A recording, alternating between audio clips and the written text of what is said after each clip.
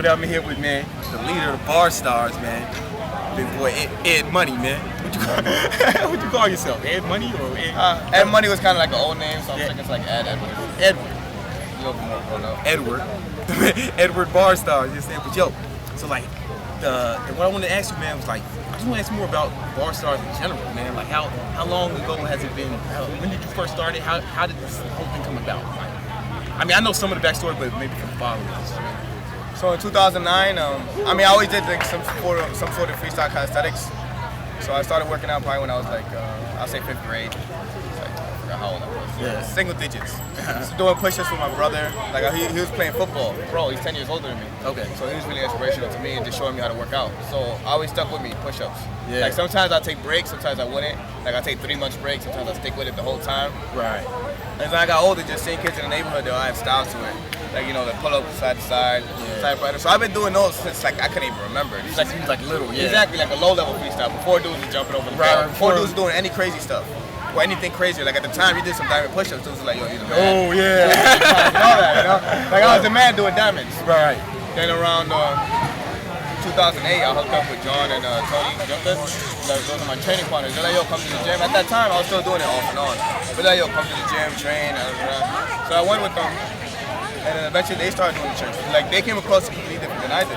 But I seen them trying it and I was like, oh shit, what is this? So I tried it and it's something that I already knew, you know? You just fell in love with it. And then, but having people to build with was just something that kept going and going. So eventually I came up with the idea of Barstarzz. And it's like, yeah, I want to film and show people in the world, you know, like to kind of inspire them and they'd be like, yo, you don't need a gym, you know? Because before I thought this was normal. Like I thought it was a normal thing. Yeah. But then seeing like everyone, the commercialized gyms and everything, it was like, yo, I don't think these people know they could go outside and work out. Right, yeah. So we started making videos. I remember I bought my like $200 camera. What, it was like a flip cam or what? I don't know what it was. It was like one of those, it was like a camcorder you open up. Okay. And I didn't know what I was doing, but I was like so inspired. I was like, yo, I bought like a stupid movie program, like $40. Right. Took that and I just went to the park and filmed. And first video came out 2009 February. You can't see it no more, it's private, but you got some other videos that year. And I had the ponytail. Oh, you had a ponytail.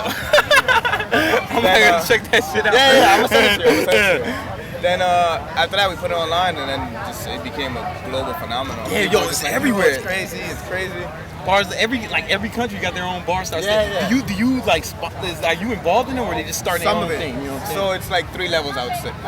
It's like 4 levels. So it's like the official crew, those I know, those I you know, hang out with, they try it out. They're really motivated. Yeah, really motivated. So it's those guys. Then it was just guys that's really supportive, and they want to like they represent Barstarzz' image. So let's say like helping people. Like it's not for me. It's not just working out. It's like building a community. Exactly. Everyone you see here, being friends. Like the dudes I work out with, dudes I hang out with. We go do stuff together. Yeah, those are your boys, like for real. Yeah, it's not just about It's like a support system. You know, like before this, I was more of a loner, and this gives you people like to have fun with. Yeah. Then there'll be other guys like the lowest level where like I never even spoke to, and they just really call themselves Barstarzz. And they started Barstarzz. You know, how do you feel about that? I feel 2 ways. So I look into it like if you're like you know, again, representing our stuff and just we didn't have the communication. So you're out there, you're holding events, you're helping people, you're teaching people how to do pull-ups. You know, you're inspiring, and you have like a really good heart, and you represent what I feel like we represent. Then you know, it's all love. But let's say like you're Barstarzz this, and then all you're doing is being an asshole or like, yo, leave this move I got, you're better than you. Then you know, like if I catch it, it's like, yo, I don't even know you, bro. Because it's not about like, I mean, you do competitions, but it's really about uplifting people. It's not really about who's better. It's just more about everybody pushing each other. I mean, that's what from the outside. I feel like my competitions is like, you know, 5% of what Barstarzz is. Right. It's more about just inspiring. Like when I started, I had no idea they had competitions. Yeah. I learned about the NBXA and the Long Island tournament. Those were the 2 tournaments at the time, and I was like, yeah, I went to those. But before that, like I said, I was making YouTube videos. I was already like, you know, teaching people in the park. So for me, competition is like such a small part. Yeah. And I hope you subscribers listen, man. Like it's not a big thing, man. Do it, enjoy it, have fun, but don't take it so serious. You know, like it's really about helping people, uplifting, inspiring, and doing what you do. You know, like showing people you can get fit. Right. We're not using the bare minimum. You know? Yeah, man. Whatever you want to use. Like some people. Like I'm not like one of the guys who just it's got to be just this or it's got to be just weights or just, you know, like I just whatever. You know what I'm saying? I don't give a fuck. But like I like the fact that I like your brand and I like the fact because not everybody can afford this. You know what I'm saying? That's what started with me. I was a kid. Like you know, like what gym? My parents weren't rich, you know. So what gym am I going to go to in New York City? being an unwealthy kid. Right. Like, Where you from? You from the Bronx? Washington Heights. Washington Heights. Born and raised. Baby Washington might Heights. as well be the Bronx. Yeah, it's all the way up there. It's all the way up It's there. way up there. Nosebleed seats. Yeah. But but everybody, you can't afford a gym membership. Everybody can do a pull-up bar. Everybody can get anybody. There's no excuse for anybody like above the poverty line and not have a pull-up bar in the crib. You know what I'm saying? Like you can just get one off eBay Put or some sticks together. I I've met people that just like jam them up. Actually, when I started, you know, like, too bad I didn't have no video, but I used to use the clothing line in the closet. Oh, word. Like there's like a little. I know what you're talking about. Yeah. But I was like late, you know. Like I got older, I actually broke it doing chin-ups. word. But when I started, I must have been later, and I used to crack out all my chin-ups there. Yeah. Yeah. And I'm not to confuse the message. Like, you know, there's nothing wrong with weights, and we don't demonize weights. Nah. But it's more like we're letting you know you have different options. You know? If you could go to the gym, go. You know, figure out your source. What keeps you happy? What keeps you active? Even if it has nothing to do with what I do or nothing to do with weights. And if you play soccer a lot, and that keeps you happy and you're in shape and you're having fun, you have a community around you, then go for that. Yeah, man. Anything. I love just anything fitness, or even like the competition, man. I'll watch two people fight with sticks or anything where there's a winner or loser. I'll watch it. You know I'm the same way.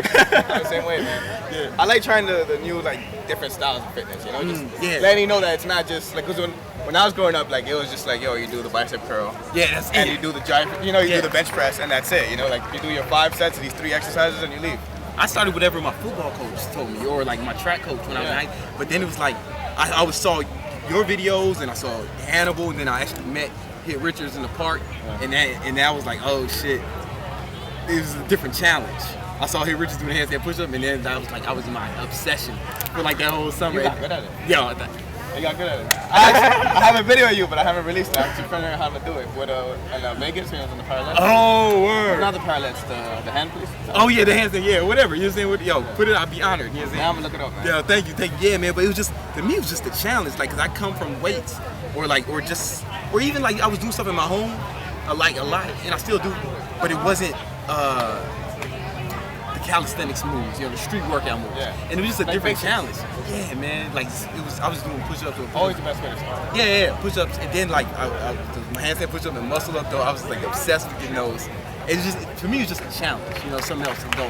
That's why I like to say anybody, like, you don't have to pledge your allegiance to one form. Exactly. You know what I'm saying? Like, just whatever, you know what I'm saying? Just challenge yourself. That's what it was for me, man. And it's humble that you did it, like a lot of guys that lift a lot of weights, their first reaction to it is, like, something stupid, like you got skinny legs, or let's say something. Or you're not strong, you can't pick up a heavy weight. And it's just like, no one's saying that. Like, we're just saying this is something here, and this is what we do. Yeah. And you were humble enough to try it. You went through it. You know who told me? Junior Turbo told me how to do a muscle up.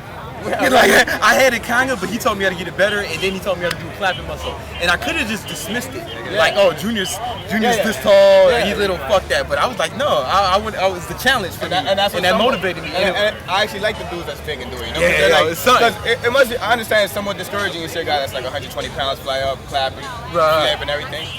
But being able to see like a dude that's just like 140, 160, even if you don't do the same movement, and you still it's more impressive. It's always more because it's more weight. Yeah. You know what I'm saying? And it's humbling, because you can just go, fuck it, I'm not doing it. I could bench press than you. Yeah. Like his answer could be like, I could bench press more than you. Yeah. But instead he tries it. Yeah, Big Pun was talking about, he was like, anytime a big dude is doing something better, like if a big dude cross somebody over, it's gonna be more impressive than a little dude because he's so big, Yeah.